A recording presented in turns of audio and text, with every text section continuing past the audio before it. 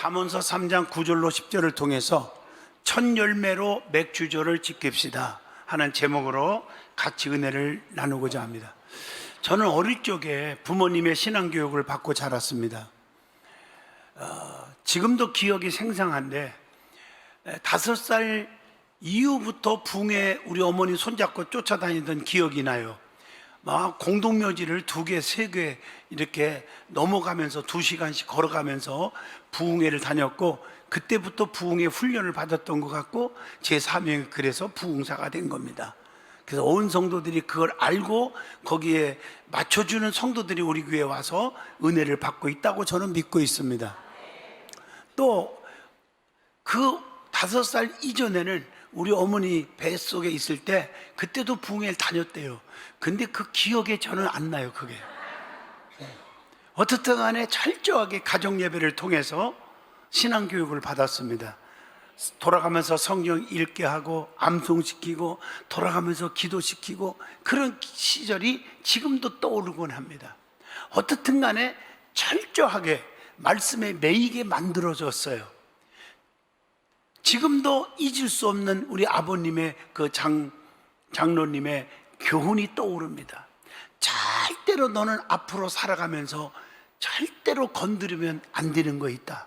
그러면서 5가지를 생생하게 기억나요. 3가지는 너무 강조했고 2가지까지 포함하면, 첫째는 주의를 건들지 마라. 하나님을 사랑하고 믿는다면 주의는 절대로 건들지 마라. 2번째가 11조 건들지 마라. 하나님 것이다. 3번째가 주의 종 건들지 마라. 절대로 너에게 아무 유익이 없다. 4째로 첫 열매 하나님 거다. 절대 건들지 마라. 마지막으로 영광을 건들지 마라. 영광은 하나님 거지 우리 것이 아니다. 모든 영광은 하나님께 돌려라. 지금도 이것이 머릿속에 뱅뱅 돌아요. 이 5가지를 건드는 것은 하나님 것을 건드는 것이니까 하나님 앞에 도적이 되는 것이다. 그 중에서 특별히 첫 열매는 지금이라도 하나님께 잘못했으면 돌려드려야 할 예물이다, 이것입니다. 오늘 본문 말씀에 보시면 잠언서 3장 9절로 10절에 내 재물과 내 소산물의 처음 익은 열매로 여호와를 공경하라. 그리하면 내 창고가 가득히 차고 내 포도즙 틀에 새 포도즙이 넘치리라. 이게 오늘 말씀입니다. 첫 열매를 드리는 것은 하나님을 공경하는 것이요, 하나님을 공경할 때 창고가 가득 차고 새 포도즙이 넘치는 축복이 반드시 온다는 것입니다. 여러분, 창고에 가득 찬다는 거, 저는 어릴 때부터 농부의 아들이기 때문에 잘 알아요. 농사를 지면요, 그 벼를요 전부 이렇게 창고같이 만들어서 꽉 차놔요. 그런데 한 번은 멸구라는 병충이 들어오면 아주 그냥 창고에 쌀 수가 없어. 다 망해버려요. 그런데 한 번은 우리 집 농사만 풍년이 됐어. 다른 데는 다 멸구로 쓸었는데. 그러니까 동네 사람들은 우리 아버지한테, 나 어릴 적 얘기예요, 야 장장로, 안 믿는 사람이니까 임자도 안 붙여주더라고요. 아, 교회 가면 돈구멍이 있냐? 그러니까 있다, 가자. 그리고 교회를 데리고 가요. 구경시켜준다고. 우리 교회가 시골교회, 우리 아버지가 세운 교회인데 일본 사람들이 다 일본으로 도망갈 때 자기들 살던 집이 있어. 그게 양철댁으로 만들어서 지붕이, 이게 비가 오면요 따다다다다다다다 따발총 소리가 나요. 그 소리를 들으면서 예배를 드리는 거예요. 의자가 어디 있습니까? 마룻바닥이죠. 우리 아버지가 앞에 앉아서 무릎 꿇고 예배 드리고 기도하는데 동네 사람들이 와 몰려와가지고 돈구멍이 어디 있냐? 우리 아버지 무릎을 이렇게 옮기니까 거기에 구멍이 막 뚫어져 있었어요. 지금 내가 생각할 때는 그게 송진구멍 같아요. 그러니까 우리 아버지가 이게 돈구멍이라고 그러니까 막 진짜라고 어디냐고 하면서 막 구경하려고 그러니까 우리 아버지가 손으로, 나는 한 번도요 사람을 패본 적이 없어요. 근데 우리 아버지는요 옛날에 좀 거칠었나 봐. 손으로 따다다다다 뭘 때리니까 이만큼 알배더라고 사람들이. 야 이놈들아, 너희들이 막걸리 처먹고 놀 때 나는 하나님의 성전에 와서 무릎 꿇고 구멍 날 정도로 기도했단 말이야. 이게 돈구멍이야. 나는 지금도 잊을 수가 없어요. 철저하게 신앙생활했고 철저하게 신앙교육을 자녀들에게 가르쳤습니다. 그러면서 5가지를 우리에게 교훈한 거 아닙니까? 그 중에 첫 열매를 드리는 것은 하나님의 명령이다. 이것을 맥추절을 지키는 것이라는 겁니다. 오늘 첫 열매로 맥추절을 지킵시다 하는 제목이 너무나 은혜로운 제목인 줄로 믿습니다. 그러면 맥추절은 무슨 의미가 있습니까? 구약의 3대 절기 중에 하나고요, 신약의 4대 절기 중에 하나가 맥추절입니다. 구약 시대에는 3가지 절기가 있었어요. 첫째가 유월절입니다. 출애굽기 12장 11절에 너희는 그것을 이렇게 먹을지니 허리에 띠를 띠고 발에 신을 신고 손에 지팡이를 잡고 급히 먹어라. 이것이 여호와의 유월절이니라 그랬어요. 그러니까 유월절은 성경적으로 보면 달력으로 정월 14일입니다. 이스라엘 백성들이 애굽에서 430년 동안이나 그 바로의 학대와 고통을 당하다가 하나님이 불러서 주의 종 모세를 통해서 인도를 받아요. 출애굽합니다. 그래서 자유를 얻은 것을 기념하는 해방절입니다. 우리나라로 말하면 8.15 광복절과 같은 해방을 기념하는 날이 이 날입니다. 그래서 맥추절이 있어요. 맥추절. 두 번째는 맥추절을 지키라. 출애굽기 23장 16절 맥추절을 지키라. 이는 네가 수고하여 밭에 뿌린 것에 첫 열매를 거둠이니라. 이렇게 말하고 있어요. 맥추절은 유월절이 지나고 50일 만에 지키는 절기가 유월절입니다. 아니 맥추절입니다. 오순절이라고도 하는데 여름 곡식 밀이나 보리를 거두어 드리고 핵곡식을 먹게 된 것을 감사해서 하나님께 예배를 드리는 감사절기가 맥추감사절입니다. 세 번째는 추수절이 있습니다. 출애굽기 23장 16절에 보면 수장절을 지키라. 이는 내가 수고하여 이룬 것을 연말에 밭에서부터 거두어 저장함이니라. 여러분, 우리의 신앙 고백 중에 가장 귀한 고백이 뭔지 아세요? 사도 바울이 말한 것처럼 내가 나딘 것은 하나님의 은혜로다. 오늘날까지 여기 살고 있는 거, 여러분들의 모든 자녀들, 모든 사업, 직장, 내가 노력해서 수고해서 된 줄 아세요? 하나님이 하신 거예요. 하나님께서 은혜를 베풀어 주셔서 수확을 거두게 하고 행복하게 살게 해주신 거, 감사하는 마음을 가져야 되는 거예요. 그래서 가을 곡식을 거두어서 창고에 수장한 다음에 하나님께 너무 감사해서 드려지는 절기가 이 절기란 말이에요. 그래서 이 절기를 추수절을 수장절이라고도 하고 장막절이라고도 하는 겁니다. 이 3가지 절기는 깊은 영적인 의미가 있어요. 유월절은 중생을 의미해요. 거듭나는 거예요. 맥추절은 성화를 의미하고요, 추수절은 재림을 의미합니다. 그러므로 이 3 절기를 지키는 생활은 거듭나고 중생에서 거룩한 생활을 하는 자라야 재림의 주님을 만날 수 있다고 하는 이런 깊은 진리를 내포하고 있다는 것입니다. 자, 그러면 오늘날 신약교회가 지키는 4가지 절기가 있어요. 첫째가 성탄절입니다.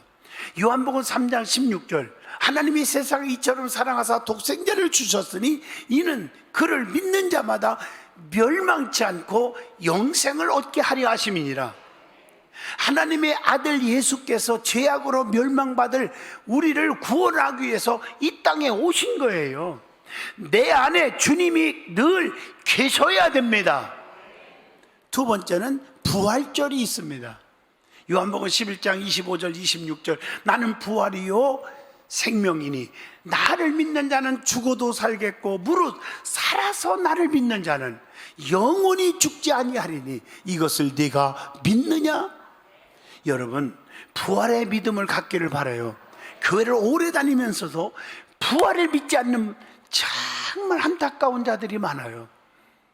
예수님은 십자가에 죽으셨다가 다시 사흘 만에 살아나셨습니다. 예수님의 부활은 영적으로 중생, 거듭남을 의미합니다. 내 혈기와 고집이 다 죽어버리고 다시 태어나는 것입니다. 만약에 주님의 부활이 없다면 저 예수 안 믿어요. 교회 안 나와요. 목사할 필요도 없어요. 예수님은 살아나셨어요. 생명의 주님이시에요. 그분을 믿음으로 내가 생명을 얻는 것이에요. 이것이 없이 교회 나올 이유가 뭐가 있겠습니까? 우리는 부활의 믿음을 갖기를 축복합니다. 세 번째, 맥추절이 있습니다.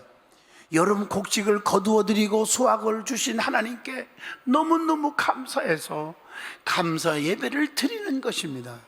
1년 중 전반기 동안 주신 은혜에 감사해서 예배를 드리는 거예요.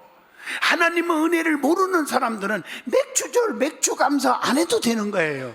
하나님의 은혜를 알고 있다고 하면 감사할 수 있어야 됩니다. 그 다음에 추수감사절이 있어요. 네 번째, 가을에 곡식을 다 거두어드리고 하나님 앞에 너무너무 감사해서 감사 예배를 드리는 것이 추수감사절입니다. 추수감사절은 1년 동안 하나님으로부터 받은 은혜를 총결산하여 하나님, 지금까지 지나고 보니까 1년 동안 하나님이 지켜주신 거 너무 감사해요. 그래서 드려지는 예배가 감사절 예배, 추수감사 예배입니다. 구약의 3대 절기와 신약의 4대 절기는 꼭 지켜져야 합니다. 그 중에 맥추절은 구약의 3대 절기와 신약의 4대 절기에 꼭 들어있는 절기가 맥추절입니다. 그러므로 맥추감사절은 뜻깊은 절기요, 믿음과 하나님께 대한 감사 예배를 드려지는 것입니다. 그러면 맥추절에 하나님께서 베풀어 주신 역사적인 사건이 있음을 찾아봐야 됩니다. 모세가 시내산에서 40일 금식한 후에 두 돌판에다가 십계명을 받은 날이 맥추절입니다. 예수님이 유월절 양으로 십자가에 죽으시고 사흘 만에 부활하시고 40일 만에 하늘로 승천하시면서 성령을 받으라 했단 말이에요. 사도행전 1장 4절로 5절. 마음을 같이 해서 전혀 기도하다가 힘쓰다가 오순절날 성령이 임했어요. 이 날이 맥추절입니다. 사도행전 2장 1절로 4절입니다. 그러므로 맥추절은 신약교회가 성령 충만받아 세계 교회로 기초를 놓은 생일날과 같습니다. 교회의 부흥은 성령 충만에 있는 줄로 믿습니다. 성령의 역사를 방해하면 교회를 파괴하는 마귀 사탄 귀신 역사입니다. 그러므로 맥추감사절은 뜻깊은 절기요, 믿음과 하나님께 대한 감사의 예배를 드려야 하는 것입니다. 그러면 맥추절을 지키면 어떤 복이 옵니까 하는 것입니다. 처음 익은 열매로 하나님께 감사해서 드리는 것이 곧 하나님을 공경하는 것이라고 했어요. 오늘 본문 말씀에 하나님을 사랑하는 자, 즉 하나님을 공경하는 자는 첫 열매로 감사로 드리는 믿음이 있어야 한다는 것이에요. 잠언서 3장 9절의 본문의 말씀입니다. 내 계명을 지키는 자가 나를 사랑하는 자라고 요한복음 14장 21절의 말씀을 주고 있습니다. 하나님을 공경하는 자는 날마다 하나님을 찾고 그분께 의논하며 사는 삶을 살아야 됩니다. 저는요, 어릴 적이지만 어린 시절이지만 지금도 생생한 게 시골에서 보릿고개를 겪었어요. 정말 힘들었어. 농사를 져도 그다 쓸 수가 없었어. 보릿고개 때. 그 어려운 시절에 미리 쌀을 만들기 전에 그 익지도 않은 것을 벼가지고 가마솥에다 물 붓고 푹 쪘어요. 제가 했다니까 어느 쪽에. 그러니까 그것을 널어가 멍석에 널고 그것을 마른 다음에 도구통으로 막 쪄가지고 그걸로 밥에 먹고 그랬어요. 그걸 막 센 것도 먹고 얼마나 좋아하는지 몰라 내가. 그때 먹어봤던 버릇이 있어가지고. 그런데 우리 아버지가 그릇 때 먹을 것이 없어서 찐쌀이라고 그래. 오리쌀이라고.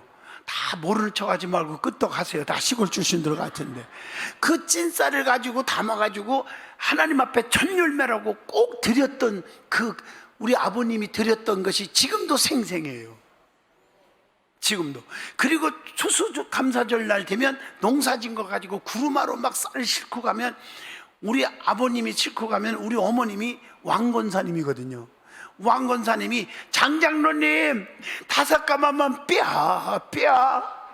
장장로님 안 돼요 빼. 나는 우리 형님들을 불러놓고 응원부대를 만들어 놓고 왕건사 이겨라. 결국 건사가 장로 못 이기더라고요. 그때는 진짜 섭섭했지만 지금 생각하면 그때 심어놓은 것이 제가 오늘날 복으로 받고 있다. 너무 감사하고 있어요. 저는요. 우리 아버지는 철저했어요. 이런 일에.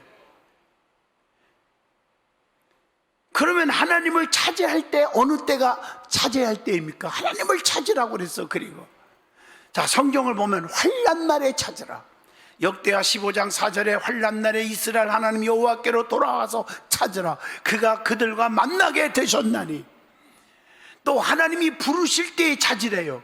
시편 27편 8절에 너희는 내 얼굴을 찾으라 하실 때에 내가 마음으로 주께 말하되 여호와여 내가 주의 얼굴을 찾으리이다 하였나이다. 또 하나님이 진노할 때에 찾아야 돼요. 시편 78편 34절의 말씀입니다. 또 하나님을 만날 만한 때에 찾으라. 이사야 55장 6절에 또 가까이 계실 때에 그를 부르라 이렇게 말씀을 하고 계세요. 또 하나님 앞에 잘못했을 때 회개할 때 하나님을 찾아야 돼요. 회개거리가 있는데 하나님을 안 찾아다가 엄청난 고난을 받지 마시고 회개할 때 하나님을 찾으라는 거예요. 누가복음 3장 8절의 말씀입니다. 또 하나님을 날마다 찾으라고 이사야 33장 2절에 분명히 말씀하고 계십니다. 그러면 이 맥추절을 지키라고 그랬어요. 하나님을 찾으라고 그랬어요. 근데 맥추절을 지켜 하나님을 공경하는 자에게 하나님이 어떤 보상, 어떤 축복을 주신다고 했습니까? 하는 거예요. 오늘 본문 잠언서 3장 9절로 10절 특별히 그리하면 네 창고가 가득히 차고 네 포도즙 틀에 새 포도즙이 넘치리라 이랬단 말이에요. 창고를 가득히 채워준대요. 믿음의 창고가 가득해서 날마다 기적을 이루시기를 축복합니다. 물질의 창고가 가득해서 날마다 풍성한 삶을 사시기를 축복합니다. 하늘나라의 면류관이 가득 차서 큰 상으로 축복해 주시기를 원합니다. 그러면 이 포도즙이 또한 넘치는 복을 주신다고 또 그랬거든요. 잔치집에는 이 포도즙을 마시며 기쁨이 넘쳤어요. 성경을 보면. 그러므로 기쁨이 넘치는 삶을 살게 해 주신다는 의미입니다. 또 포도즙은 그 당시에 음료수였어요. 그러므로 맥추절을 감사함으로 지킴으로 목마르지 않는, 마르지 아니하는 은혜를 주실 줄로 믿습니다. 또 성령 충만한 자를 새술에 취했다고 표현했거든요. 사도행전 2장 13절에 보면. 그래서 우리는 성령의 충만함, 감사함으로 맥추절을 지킴으로 성령의 충만한 삶을 살게 되는 축복을 누리시기를 축복합니다. 그러면 맥추절을 어떻게 지켜야 하는 것입니까? 하는 거예요. 오늘 첫째로 제물과 첫 열매로 감사하면서 드리면서 지키라 그랬어요. 여러분, 구약의 모세가 십계명을 받은 날이 맥추절입니다. 그러기에 계명을 주신 하나님께, 하나님의 말씀을 주신 하나님께, 하나님의 법도를 주신 하나님께 감사하라는 것입니다. 십계명은 사랑의 계명입니다. 우리를 사랑하기 때문에 보호하시고 인도하시고 지켜주신 은혜에 감사하라는 뜻이 있습니다. 신약에서 성령을 받은 날이 맥추절이었습니다. 성령님을 통해서 우리에게 늘 지켜주고 치료해 주시고 기적을 주신 은혜를 감사하여야 될 줄로 믿습니다. 그러면 어떻게 감사해야 되는 것입니까? 첫째, 마음으로 감사하라. 늘 마음속에 은혜에 감사하는 마음을 간직하고 살아야 돼요. 부모님이 치매에 걸리고 부모가 실수를 하고 그래도 나를 낳아주시고 길러주신 그 은혜를 조금이라도 생각한다면은 불효할 수가 없습니다. 그래서 늘 마음속에 부모님 은혜 감사하는 자가 진짜 효자 효녀 아니겠습니까? 마찬가지로 하나님의 은혜를, 지금까지 인도하신 그 하나님의 은혜를 펄펄 끓는 유황불보다 더 뜨거운 지옥불에서 영원히 고통받을 수밖에 없는 저와 여러분을 구원해 주신 그 은혜에 감사하는 마음을 갖고 사는 게 중요하지 않겠습니까? 저도 여러분에게 너무 감사한 마음을 갖고 있어요. 여러분들이 이렇게 꽉 차게 모여주니까 1부, 2부, 3부, 저녁 2시 예배까지 여러분들이 앉아주고 은혜를 받고 있으니까 저도 새 힘 얻어서 목회를 하는 거 아니에요.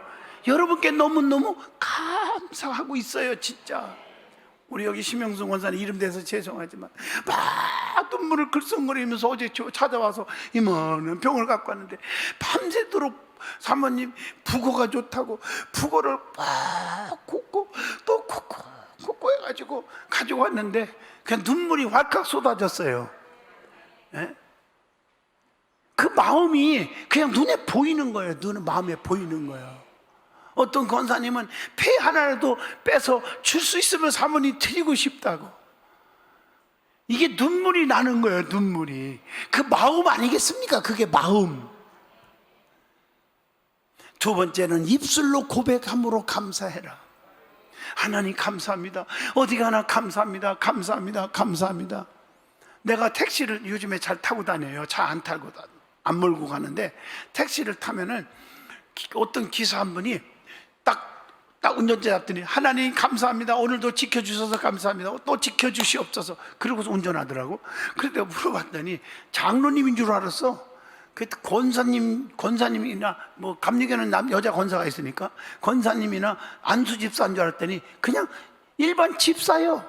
믿은 지 얼마 됐냐니까 2년밖에 안 됐대. 근데 2년인데요 목사보다 낫다고 그랬어요. 그래서 내가 목사라는 얘기를 안 했어. 나는 타자마자 기도 안 했거든요. 망신당할 것 같아서 얘기를 안 했어. 그래서 그때부터 회개했지. 차 운전대 잡으면 하나님께 감사기도 하고 다 운전하겠다 결심을 했어요. 그래서 나를 깨우쳐 주더라고 서리 집사가. 입술로 감사합니다. 감사합니다. 그리고 차에서 내리는데요 카카오 택시를 부르니까 자동 결제되니까 딱 내리는데 오늘 저의 차를 타주셔서 감사합니다 이러더라고요. 입에 감사가 넘치더라고요. 근데 얼굴이 막 빛나는 거예요. 그래서 연세가 몇이냐고 그러니까 나는 72살인 줄 알았더니 아니 62살인 줄 알았더니 72살이라고 하더라고. 뭔 말인지 잘 알아듣지 못하는 것 같아요. 그리고 몸으로 헌신하며 봉사를 통해서 감사해야 됩니다. 너무 감사해서 하나님 앞에 열심히 전도하고 봉사하는 것이 그게 감사예요.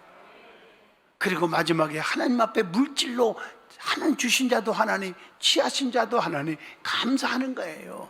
결론을 내리겠습니다. 1년 중에 상반기 동안 하나님의 은혜에 대한 감사를 고백하는 절기 곧 맥추절입니다.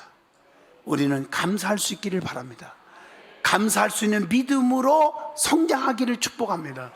하나님을 사랑하는 자에게 복의 복을 더하신다고 했고 주님이 오신 목적도 요한복음 10장 10절 생명을 얻고 평안을 주시기 위해서 오셨다고 말씀했습니다. 매 순간마다 하나님께 감사가 넘쳐야 됩니다. 그래서 창고가 가득히 차고 이 포도즙 틀에 새 포도즙이 넘치는 축복을 누리시기를 축복합니다. 마지막으로 암병동에서 있었던 감동적인 이야기를 하나 소개하고 마치려고 합니다. 저는요 암병동에서 근무하는 간호사입니다. 야간 근무를 하는 어느 날 새벽 5시에 띵동띵동띵동 병실에 호출벨이 울렸습니다. 무엇을 도와드릴까요? 했는데도 호출벨 너머로 아무 소리가 들리지 않아서 초조해지기 시작했습니다. 환자에게 말 못할 급한 일이 생겼나 싶어서 불이 나게 병실로 달려갔습니다. 병실에서 입원한 지 가장 오래된 남자 환자였습니다. 무슨 일 있으세요? 간호사님, 정말 미안한데요, 이것 좀 깎아주세요. 사과 한 개를 쓱 내밀었습니다. 헐레벌떡 달려왔는데 겨우 사과 하나 깎아달라니 큰일이 아니라 다행이라고 생각했지만 맥이 풀리는 순간이었습니다. 그 환자 옆에 선 남편을 간호하던 아내가 있었는데 그 아내는 옆에서 고온히 잠들어 있었습니다. 사과 깎는 건 보호자에게 부탁해도 되는 거잖아요. 이렇게 말하면서 미안한데요, 이번만 부탁하니 간호사님 깎아주세요라고 했더니 한마디를 더 하고 싶었지만 다른 환자들이 깰까봐 사과를 묵묵히 깎았습니다. 그 모습을 지켜보더니 심지어 먹기 좋게 잘 잘라달라고까지 합니다. 할 일도 많은데 이런 것까지 요구하는 환자가 못마땅해서 저는 귀찮은 표정으로 사과를 대충 잘랐습니다. 침대에 놓아놓고 간호사실로 돌아왔습니다. 성의 없게 깎은 사과의 모양이 마음에 들진 않는지 환자는 아쉬운 표정으로 이렇게 보여지는 게 역력했습니다. 그래도 전 아랑곳하지 않고 발걸음을 재촉했습니다. 그리고 얼마 후에 그 환자는 세상을 떠났습니다. 며칠 뒤 환자의 아내가 수척해진 모습으로 저를 찾아왔습니다. 간호사님, 사실 그날 새벽에 사과를 깎아 주셨을 때 저도 깨어 있었습니다. 그날이 저희 부부 결혼 기념일이었는데요, 아침에 남편이 무엇라도 좀 아내에게 좀 해주고 싶어서 선물이라고 하면서 그래서 깎은 사과를 저에게 주더군요. 제가 사과를 참 좋아했거든요. 그런데 남편은 손에 힘이 없어서 사과를 깎지 못해서 간호사님께 부탁했던 겁니다. 저를 깜짝 놀라게 하려던 남편의 마음을 지켜주고 싶어서 죄송한 마음이 너무 컸지만 모른 척하고 자는 척하고 누워 있었어요.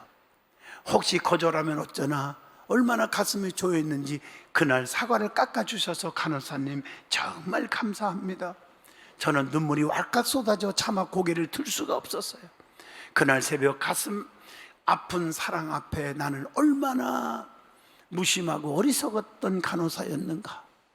한평 남짓한 공간이 세상 전부였던 암 환자의 고된 삶을 왜 보듬어 주지 못했던가. 한없이 인색했던 저 자신이 너무나 실망스럽고 부끄러웠습니다. 그런데 그 환자의 아내가 제 손을 꼭 잡고 이렇게 말했습니다. 간호사님 고마워요. 남편이 마지막 선물을 하고 떠날 수 있게 해주셔서 고맙습니다. 골로새서 3장 23절로 25절이 떠오르게 합니다. 무슨 일을 하든지 마음을 다하여 죽게 하듯 하라. 사람에게 하듯 하지 말라. 주는 사람을 애모로 취하심이 없느니라. 걸어가신 하나님, 은혜 주셔서 감사합니다. 우리가 받은 이 말씀을 가슴속에 새기게 하여 주옵소서. 정말 맥주감사절 주님께 감사하는 믿음이 넘치게 하여 주시옵소서. 우리 든든한 성도들을 든든히 세워주시고 특별히 하나님 우리 아픈 자들을 다 고쳐주시옵소서. 특별히 암으로 고통받는 김특주 장로님, 송영환 장로님, 김원웅 안수집사님, 최무 안수집사님 고쳐주시고 이미숙 권사님 고쳐주시옵소서. 힘들어하는 최현정 권사님 고쳐주시옵소서.